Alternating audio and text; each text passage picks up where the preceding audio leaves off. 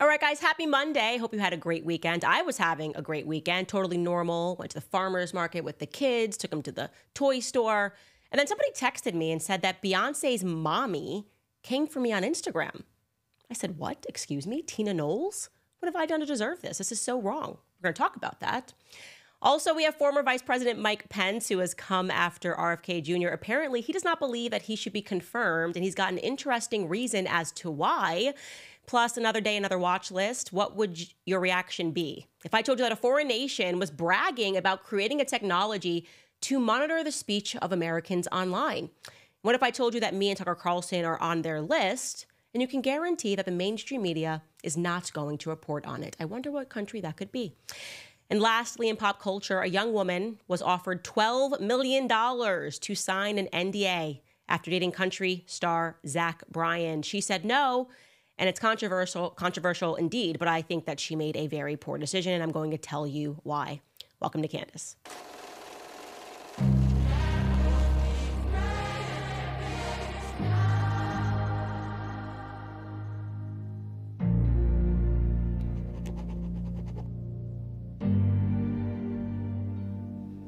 So my little sister called me this morning. She's like the nice one, the soft one. And she told me to remember that we were raised to show respect to our elders. She said, be nice to Ms. Tina Knowles. And I am going to be nice. I'm going to be as gentle as I possibly can to Beyonce's mammy going on here.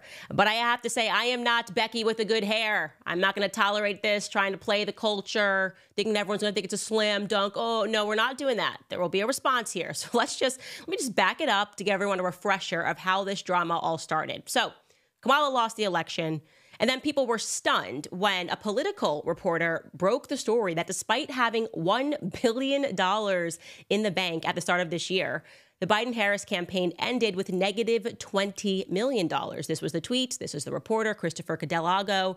He wrote Kamala Harris's campaign ended with at least $20 million in debt, per two sources familiar. She raised over $1 billion and had $118 million in the bank as of October 16th. So just a couple of weeks before the election, this woman had $118 million in the bank, and then it all magically evaporated.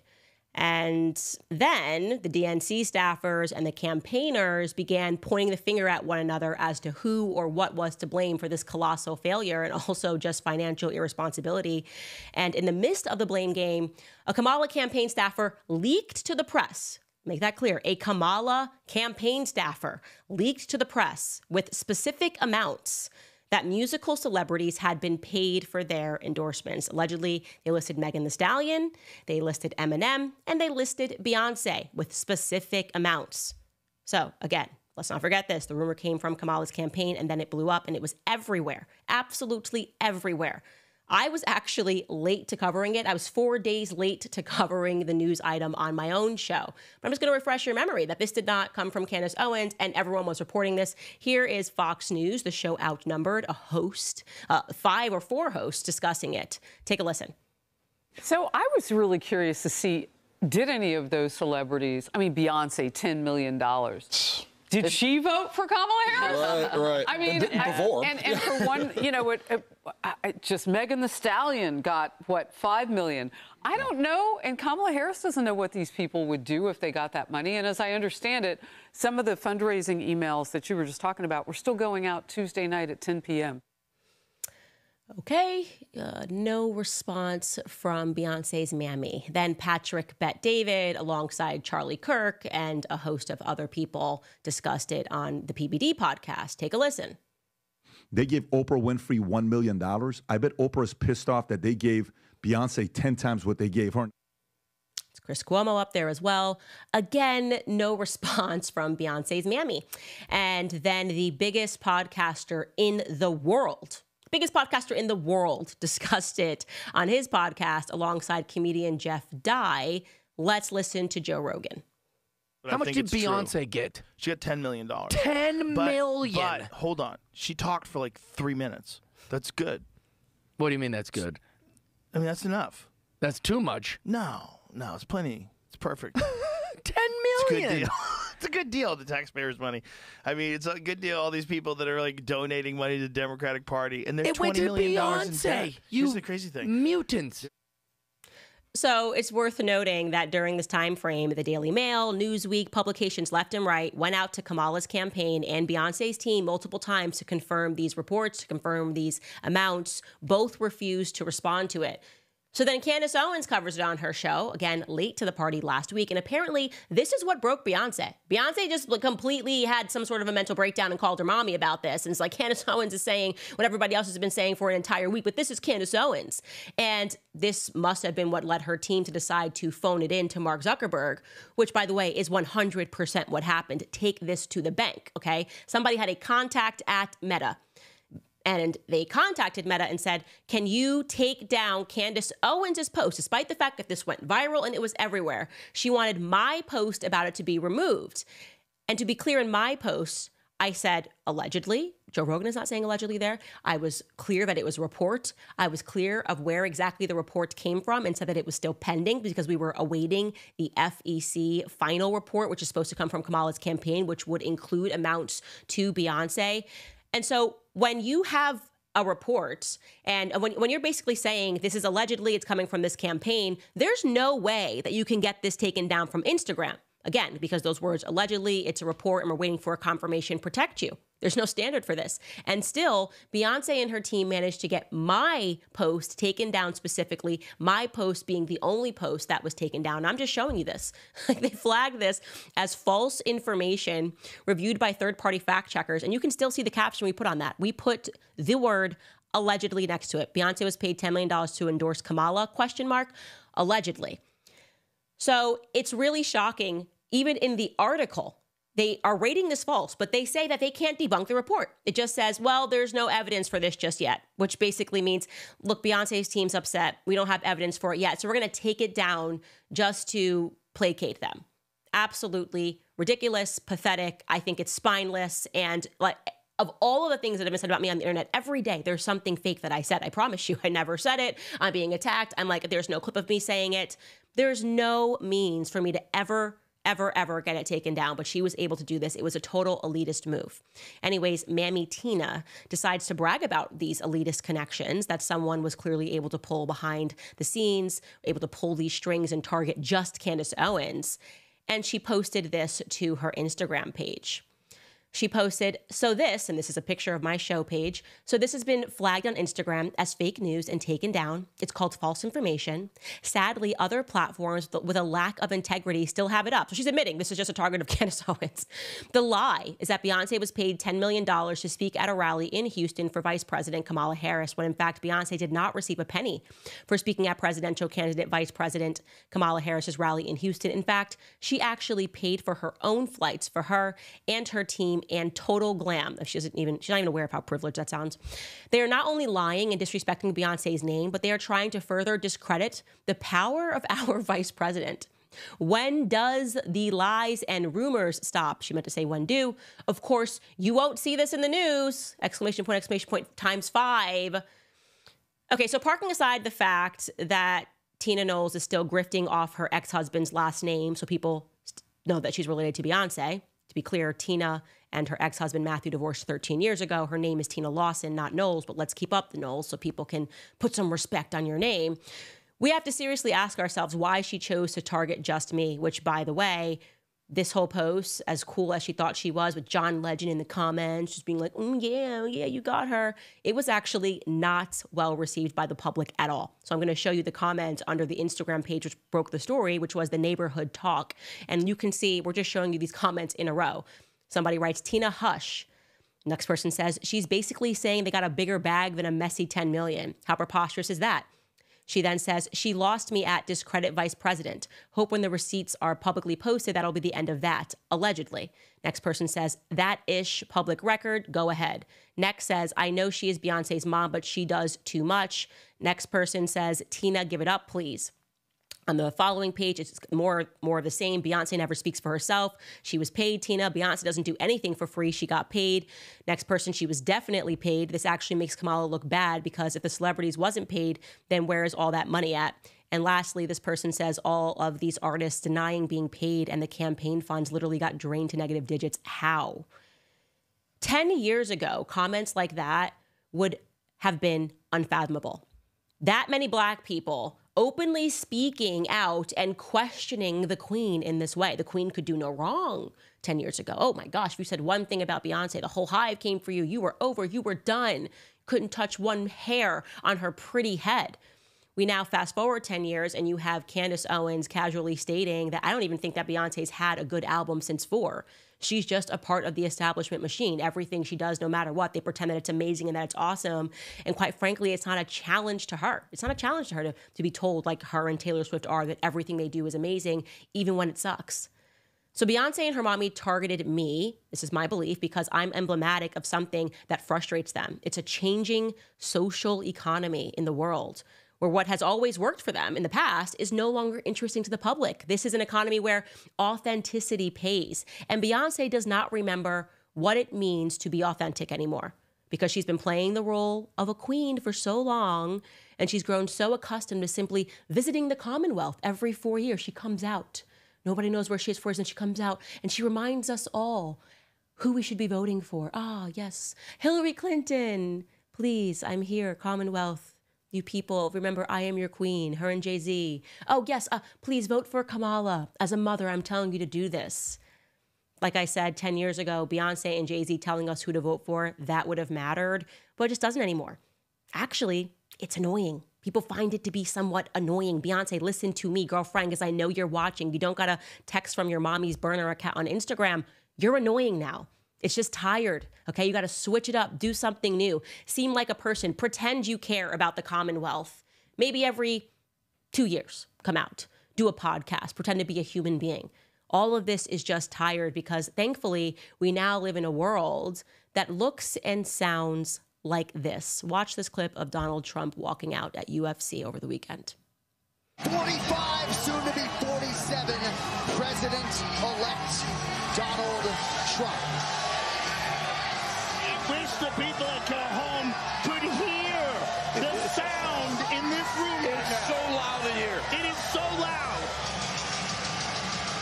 It's always loud when he comes here, but yes. Now that he's won, now that he's the president again, yes. Oh my God. The sound that you're hearing, Ms. Tina Knowles and Beyonce, are fighters, people that literally train their bodies in ways that are absolutely incredible. And most of them, in fact, all of them that I have met have backstories where they came from absolutely nothing. You're hearing blue collar workers, you're hearing truckers, you're hearing drivers, you're hearing people that Beyonce likely calls to fix things when they're broken. Okay? Those are the people that are screaming, excited that Donald Trump has been elected. People who would never in a million years spend $2,000 for a seat to watch you sing at your concerts. And so simply, this is just not a world that Beyonce and her mommy know. That's what's happening. By the way, John Jones won the heavyweight belt that night. He defended his heavyweight belt that night. And when he did, he decided to do the viral Trump dance. Take a look at this. He did the Trump dance. He did the Trump dance. Spinning back kick to the body. Spinning back kick. Followed by the Trump dance. And then he elected to give his heavyweight belt to Donald Trump, who was octagon side. Watch this, Beyonce. Tonight, it is all about John Jones sharing the belt there with the president-elect Donald Trump. Americans, largely historically, have realized the most success in the UFC. And the greatest American fighter of all time is that man, John Bones Jones, now successful in the first defense of his heavyweight title. I know Beyonce is used to being bowed down to by Black women like me, calling her a queen. And when she sees people like him, she assumes that, of course, they don't support Donald Trump. No, they must be more enamored by her husband, Jay-Z, the thug life. Maybe that's the music he should be walking out to. That is, I believe, what Beyonce and her mommy think. That is why they're frustrated with people like me who don't respect that anymore. There's nothing that you do that I respect. And I don't dislike you. I want to be very clear. I don't find Beyonce to be someone that is bothersome in any way. But I'd like some answers. I think the public, if you want to start with being authentic, maybe give us some answers about Diddy's parties. Your husband's been close with him. You think we're just going to pass all by that and you're going to, what, flip your hair and talk about another one of his affairs and people are going to lose interest in it because your mommy is tweeting and calling things fake news that haven't even been confirmed to be fake news? I would really caution you to see which way the wind is blowing, girlfriend, because it is not in your favor. And that's all I'm going to say on that topic.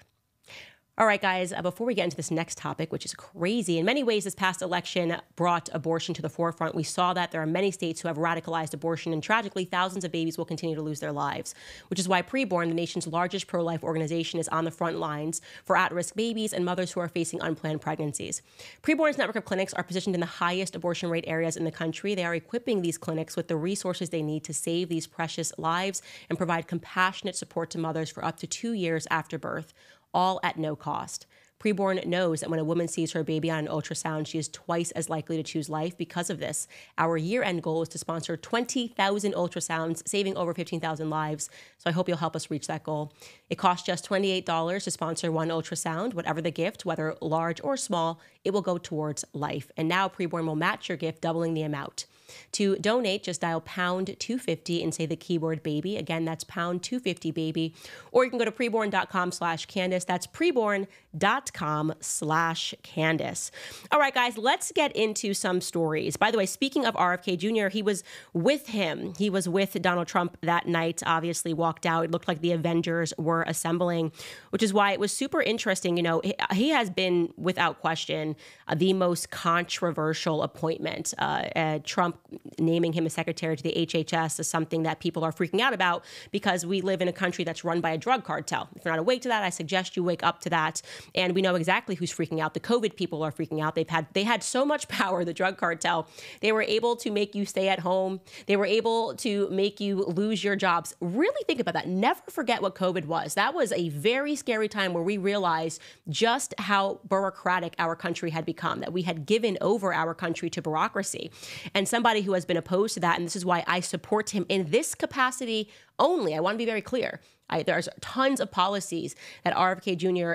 Stands behind, whether it's economic or social, that I disagree with. But he has been an absolute hero and forthright, and he has been speaking about this issue long before it was popular and was called a conspiracy theorist. So you have to respect RFK Jr. and this appointment. I do believe that he will go after the FDA, that he will go after the CDC, and that he will shrink government and give power back to parents to decide what they want to do with their own kids. The concept of not being allowed to go into school because you're not comfortable giving your infant, if they're going to daycare or if your child is going to kindergarten, you're not comfortable giving these tiny bodies a ton of injections that have things like mercury, and the doctor pressures you to do it, but then if something happens to your kid, they're like, sorry, that's on you, mom. I just did my job. I get paid. And they do. They're incentivized. This is another corruption thing. Pediatricians are not kicking you out because they're concerned about your child, your unvaxxed child, being around vaccinated children. It's because they're given financial incentives to keep your child on schedule by the insurance companies. They get kickbacks, right?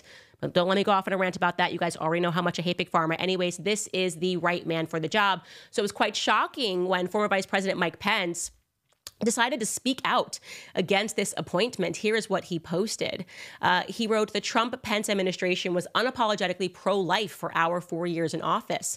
There are hundreds of decisions made at HHS every day that either lead our nation toward a respect for life or away from it. And HHS under our administration always stood for life. I believe a nomination of RFK Jr. to serve as Secretary of HHS is an abrupt departure from the pro-life's record of our administration and should be deeply concerning to millions of pro-life Americans who have supported the Republican Party and our nominees for decades.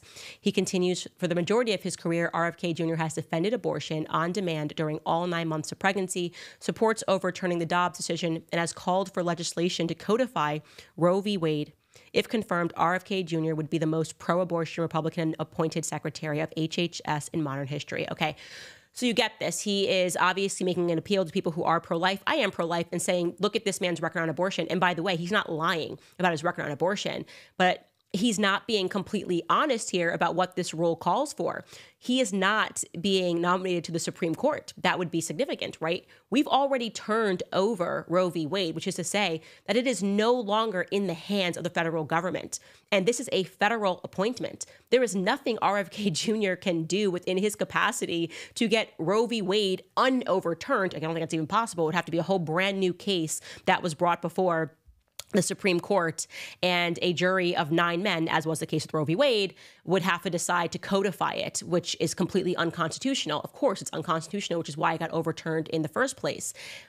Trump already sent it back down to the states.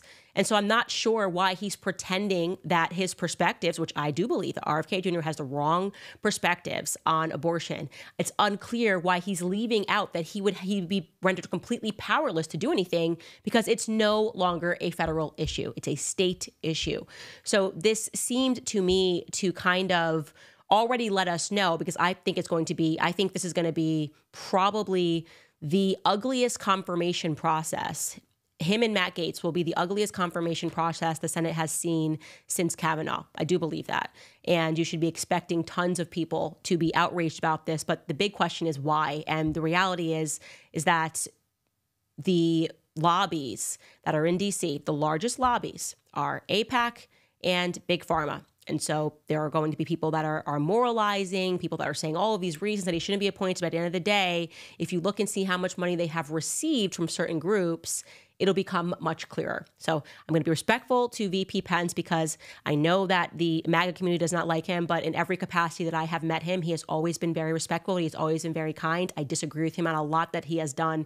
And I do see a lot of it as being treacherous and traitorous to Trump and his administration, but I'm going to separate that from what he is saying here and just report on this in a way that is responsible and say he's making a point. We don't want RFK Jr.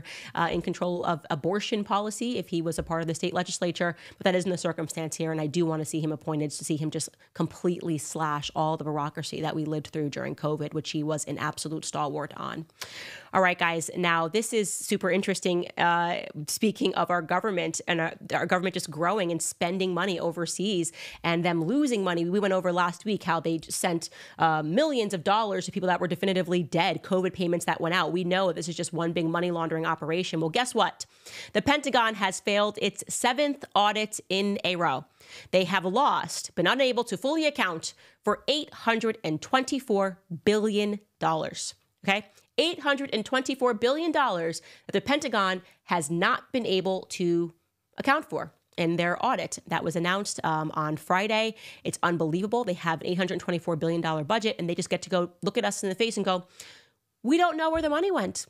Every couple of years, we don't know where the money went. And it's like, we know where the money is going, okay? It's very clear. This is why these people vote in this way. It seems to be being laundered and somehow probably going back into 501c3s in America through an entire channel. But the fact that this is allowed, while if you missed spending $20, right, giving the government $20, right, your taxes, you use H&R Block, you get something wrong and you owe them $20, they're essentially just going to be like, now you owe us times 20 of that because it's late. You didn't file on time, and you can go to prison.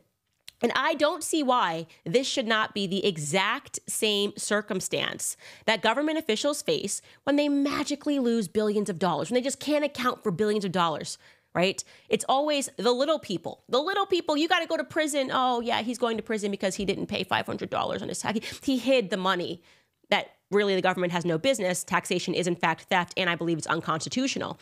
And it was supposed to be a temporary measure. They used war. Oh, income tax is going to be temporary. It's never temporary. When the government says it's going to be temporary, it's never temporary, my friends, okay? And now we are paying all of this money, and they don't know where it's going. I would check Zelensky's pockets. I'd go over and see how many more yachts him and his staff can purchase before we start to go, maybe we're sending it overseas. I don't know. Maybe kind of the stuff that we learned on Biden's laptop, Hunter Biden's laptop, might be real. Maybe 10% is going to the big guy. It's just unbelievable how fraudulent and dishonest they're allowed to be while purporting to pretend that they are morally above us and somehow able to prosecute the Americans who can hardly afford gas when they try to maybe get paid under the table so that they don't have to pay high taxes. You're the bad guy. not your government being unable to account for billions and billions of dollars. I believe our country was sold out a long time ago, and that the majority of our congressmen are blackmailed. Speaking of which, you're not going to believe this. I don't even know where to start with this, because I think a lot of you are really still asleep at the wheel when it comes to Israel, and just the things that they're able to do that if any other country did, it would be completely outrageous and you would be rightfully outraged. But somehow we've all been like brainwashed by the mainstream media and AIPAC spending really good money to think that like when Israel does it, it's totally fine. So the Jerusalem Post over the weekend reported that me and Tucker Carlson are being monitored by a foreign country. Like I said, normally people would be outraged, but there's just an astounding level of hypocrisy when it comes to the topic of Israel. So apparently there is a ministry that's been established in Israel called the Diaspora Affairs of Combating Anti-Semitism, okay? And the minister of those affairs recently sat down with the Jerusalem Post to discuss how they had been successful in getting pro-Palestinian student groups, which a group that's called Students Justice for Palestine, how they were successful in getting that group shut down in both the United States and Canada. Okay, great use of our taxpayer dollars, by the way. They've been taking so much money from us. Now they get to fund it back and control what our students are doing on campus, whatever. But the journalist that he's sitting down with doesn't think that that's enough. Actually, the journalist is concerned about, well, what about speech online? Like, how are we going to censor speech online that we don't approve on? And I want you guys to listen to what this minister says here. But I want you to listen in a different way. I want you to imagine this is Zelensky, okay? I want you to imagine you're hearing President Zelensky sitting down saying that he's using technology to monitor Americans to stomp out anti-Ukrainianism. Okay, because I think that's really the only way that some of you guys are going to wake up to how disturbing it is for any foreign nation to be speaking like this openly. Okay, take a listen to this clip.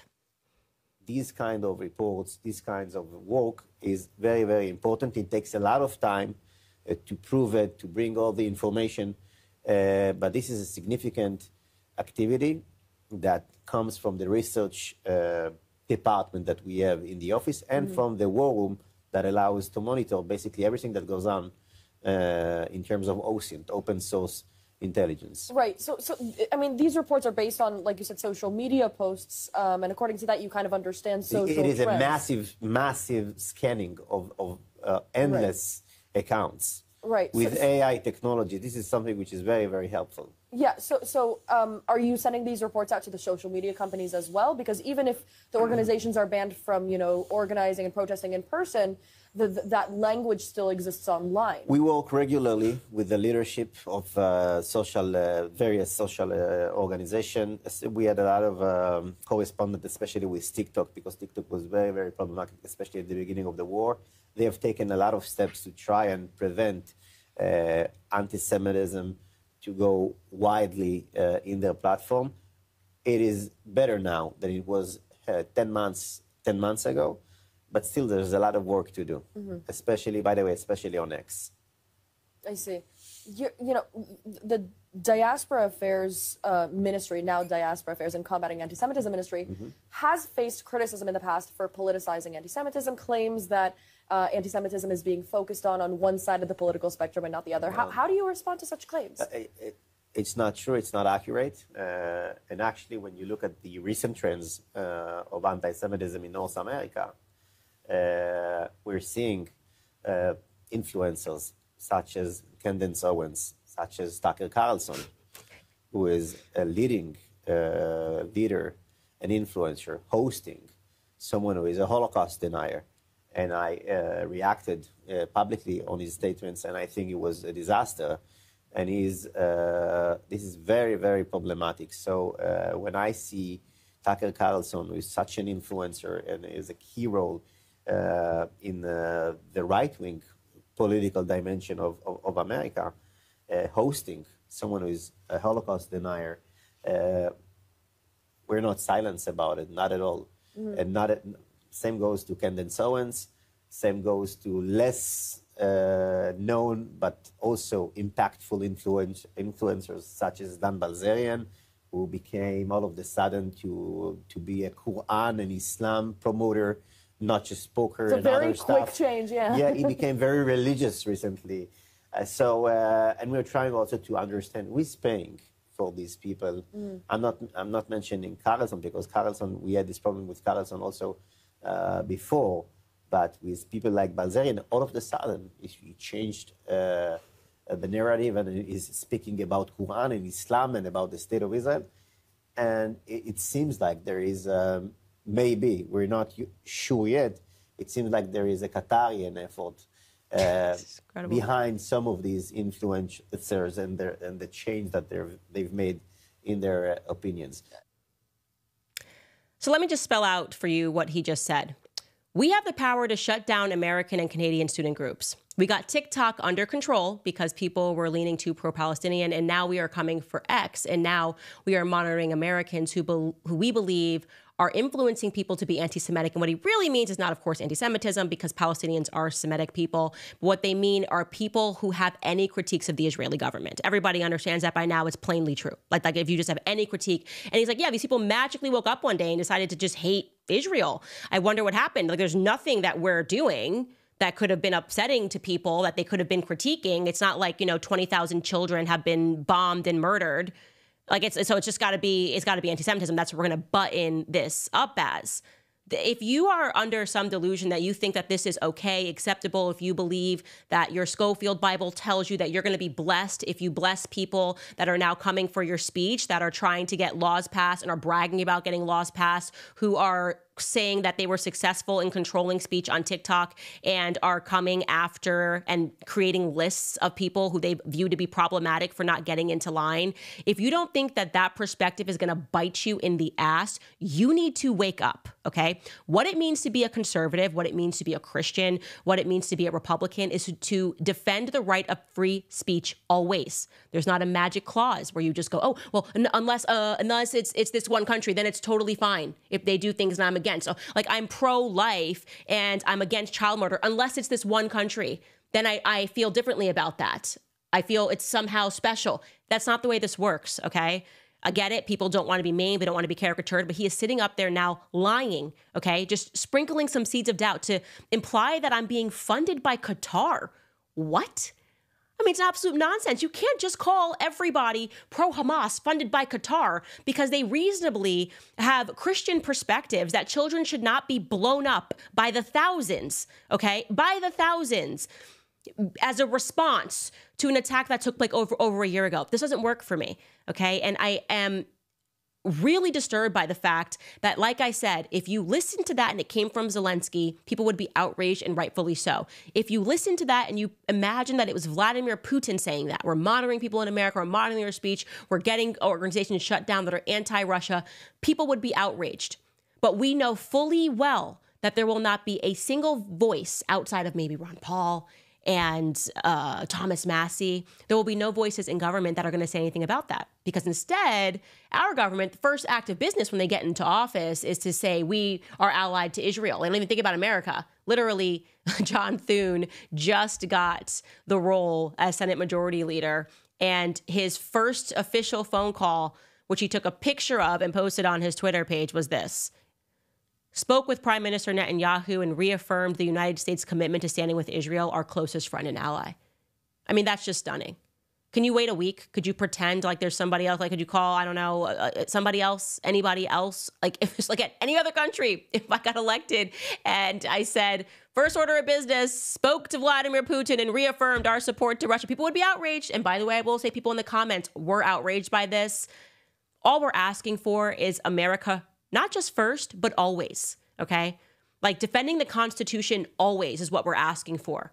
No magic carve-outs, no exceptions. Defending the right of speech always. And so if you're wondering why the left and the right are united in no longer being enamored by Israel, as I once was, it's not because I'm being funded by Qatar. It's not because I support terrorist groups. It's not because I support Hamas, okay? Or that I'm a part of some network that supports Hamas. It's because I'm an American.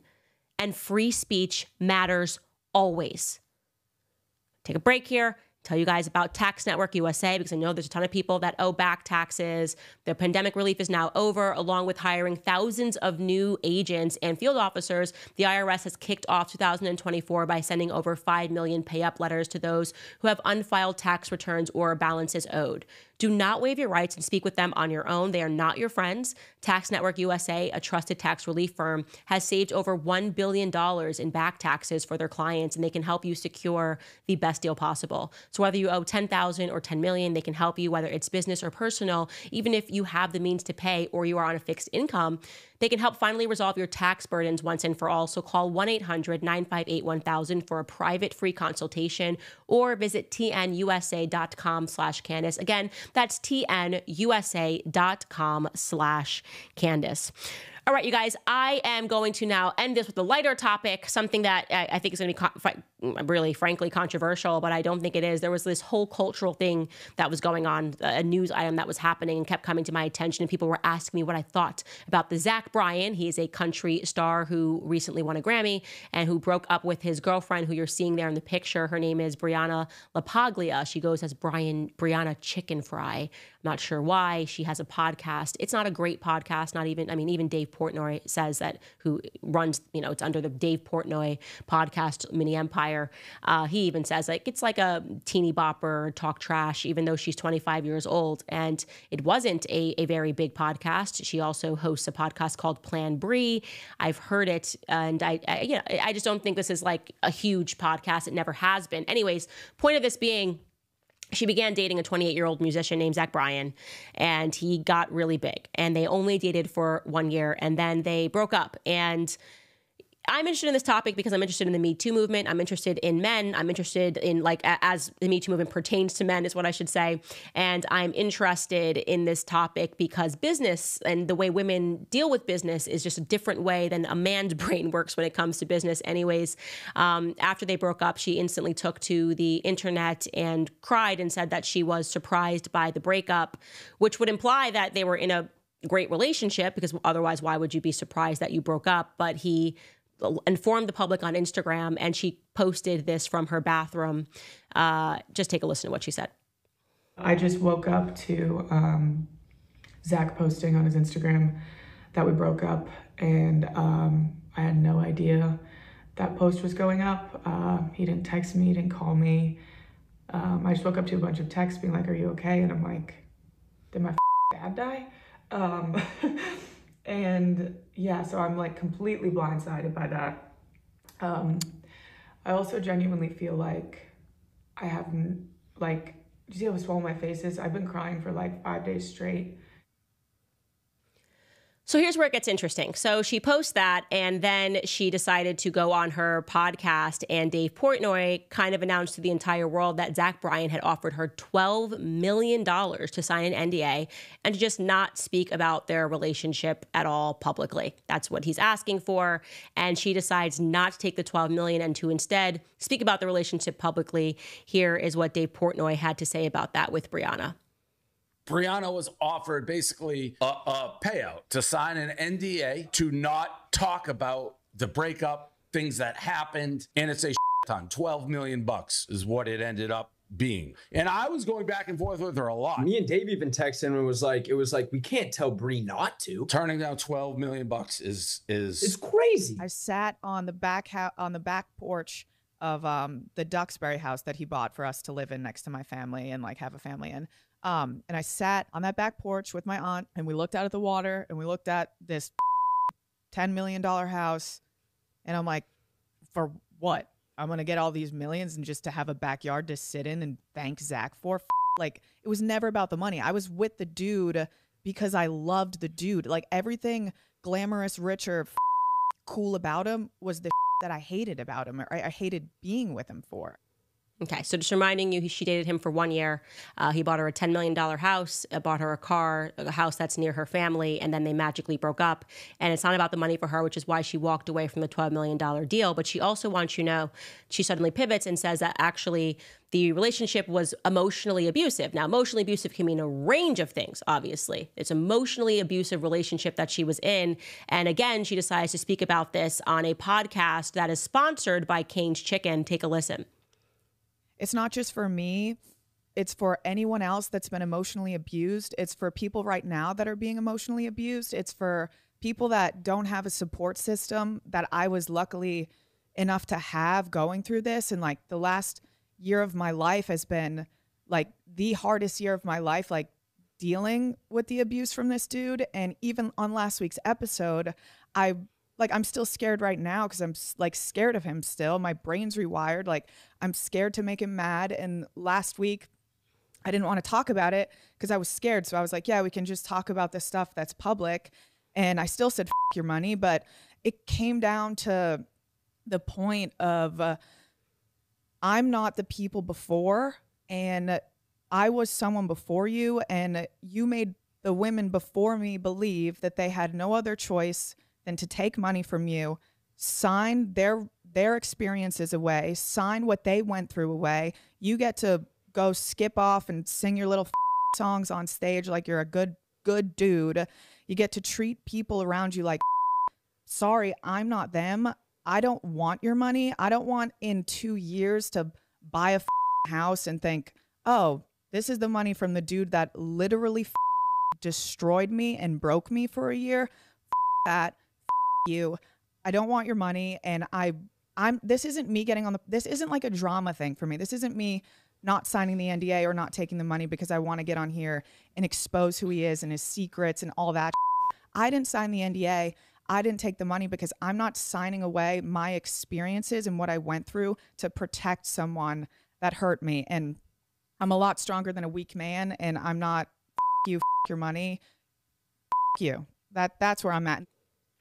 Yeah, so this is where she loses me. So she says it's not about the drama, it's not about the money, and it's not about exposing his secrets. It's about her just really being an example to all the other women who may have been emotionally abused in the world, which really explains why Dave Portnoy decided to release a diss track about him, I believe. Like that conversation was sponsored by Cane's Chicken. And then you have now 2 diss tracks that he's written about Zach Bryan, which I'm going to assume wasn't done for free since you can download that. And let's take a listen to what the lyrics are of these diss tracks regarding Zach Bryan and his 1-year relationship with Brianna. Trust me, cut your pants on fire.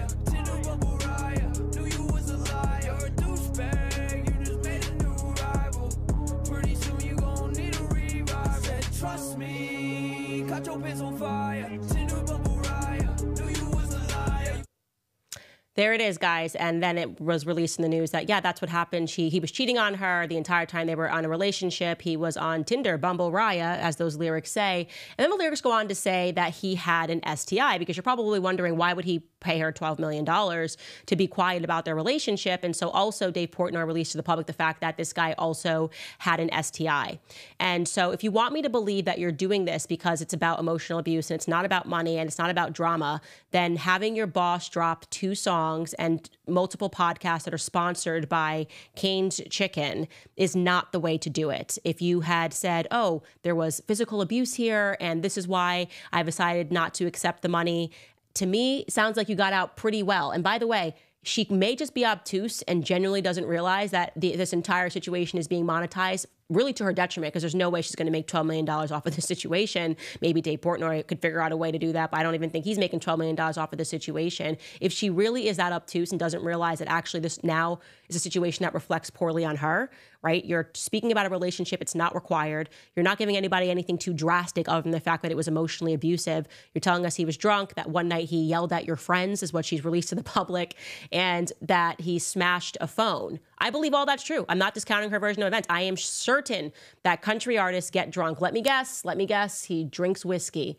and maybe some bourbon and he gets home late. I've heard the songs. I don't doubt this whatsoever, but I also don't accept that you're some perfect victim who is really doing this because you are doing this for women and any other women who have ever thought that, they couldn't speak out. I think you're doing this because somebody told you could make more money by outing a country star that's at the top of his career, by letting the public know that he maybe used to have an STI or gave somebody an STI, which I think is pretty crappy both ways.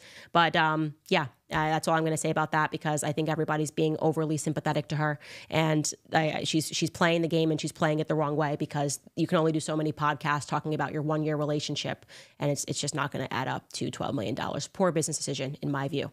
All right, guys, I'm going to get to some of your comments today. I see that this is a longer episode.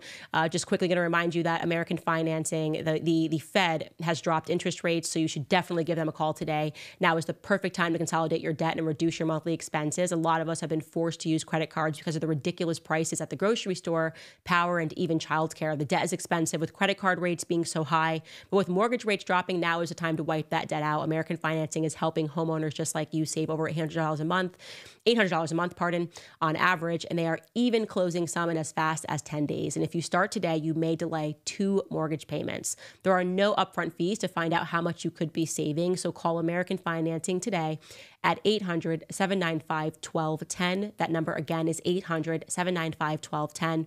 Or you can visit americanfinancing.net/Owens. All right, you guys, let's get into some of your comments.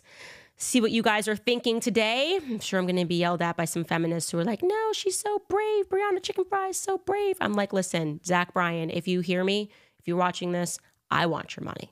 I will take your $12 million. I'll pretend I never knew you or saw you, because I actually I don't know you, and I've never seen you. But by the way, remind you guys, our Black Friday sale is on our website. You can head to Club Candace, and you can see what we've got going on. We've got 4 different bundles. We've got the Standish Get a Helmet bundle, the Standish For God and Country bundle, the Standish Christ is King bundle, the Standish Blackout bundle, which includes an autographed copy of my book. So if you're looking for a Christmas gift to get to somebody who's like a major Standish, now is the time to do that. Head to clubcandace.com and get your Black Friday bundle. All right, this commenter writes, happy Monday, Candace. When will you talk about some of Trump's Make Israel Great Again picks? MEGA, I've never heard of that. That's the first time I've heard that. And when will you talk about what Trump said about college and university students protesting? I actually have never heard what he said about college and university students protesting. So if you'd like to send us a clip, you can send it to me at info@CandaceOwens.com. I have been very clear that I supported Trump throughout this election. This was a very obvious decision between him and Kamala. Kamala is a communist and Trump is not. Does that mean that I don't have disagreements with Trump? I absolutely have disagreements with Trump. I have said when we went over all of the cabinet picks what my issues were with some of those cabinet picks on last week's show. And I plan to, now that we've all been loyal and gotten him over the line and gotten him into office, it's our duty to hold his feet to the fire. And I think we have. We did that with Mike Pompeo. I mean, we instantly said, anybody that's a war hawk, and you could insert anything here, Ukraine, Israel, anywhere that we're sending our money overseas or thinking that Americans should go die on foreign land, we have a right to be outraged about it. I personally have always felt that when push comes to shove, Trump does not want these wars to happen. He does not want these wars to end. He's already signaled that he wants the Israeli-Palestinian conflict to come to a close. And so right now, I don't see a reason to be critical of him. He's not in office yet. And even though he's not in office, he has very much said, I'm not here for never-ending wars. So I think he will stay good on that. We will see. Sarah writes, all my Texas people, let's pray while Beyonce performs at the Super Bowl to combat her evil witch energy. We're a red state. Texas ain't yours anymore, Beyonce. Yeah, I did see that it was announced today that she is performing at the halftime show on Christmas Day, Ravens versus the Texans. At some game down in Houston. Good for her. And like I said, I just think the Beyonce fever has broken in America.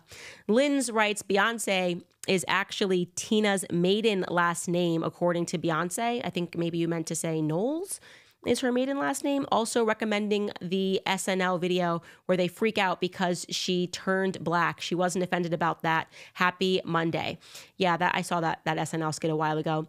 Gun Han writes, Candace, you would be very interested to watch Beyonce's father on Jesse Lee Peterson's The Fallen State podcast. Very revealing. Yeah, I think I'm a Beyonce father stan. I know nothing about him, but I just feel like her music was good when he was managing it. So I'm team dad right now.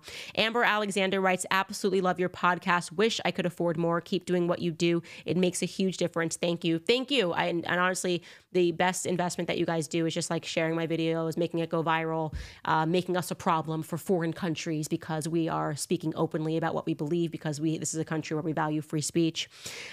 This next user writes, regarding Nicole Scherzinger, as a Muslim guy who moved to the U.S. press about 10 years ago, I was shocked how a lot of Americans mock religious Christians or roll their eyes when someone talks about Jesus. It is sad. Yes, and it's because Christians have, in the past, been weak. I sense that changing. I really do. I think this year was a testament to those changes. I think in the past, for whatever reason, Christians confused meekness with weakness. They thought that it meant that we were just supposed to accept everything and lay over. And you can kind of feel that vibration is being lifted, and people are realizing that Christians need to take a strong stance. And when Christians are strong, and when I believe when real Christians are in positions of power, I think a lot in this world will change. Lastly, this person writes, you once mentioned that everything we learned about history in school is a lie. My question is, how can I tell if a book or article is credible? Data and history can easily be manipulated. I would kind of say, as a good base setting, if it made it into your textbook, it's probably not true. I'd go with that. History is told by the victor. You really should pursue finding authors, people that are on blacklists, people that are disliked by the mainstream media is a good way to go, because they're not a part of the establishment. The frustration that they get when people have open conversations and speak about questioning the narrative at all lets you know that these are established legacies and not facts, because the truth does not fear a lie, but the lie very much fears the truth. And so when you see people being outraged by conversations and speech, it's usually because there is some truth that is being revealed. That is my belief. Anyways, you guys, thank you so much for the support. If you want to support the show and our independence, you can head to locals.com. Give whatever you can monthly to keep us free, because we are still demonetized on YouTube. I feel like they're just stealing a lot of money from me. It's just so unfair. But life is unfair. Life's tough, Candace Owens. Get a helmet. Same to you, Tina Knowles. Actually, I don't care what my little sister said. I'm sickened. You disgust me, Tina Knowles. I'm just kidding. I'll see you guys tomorrow.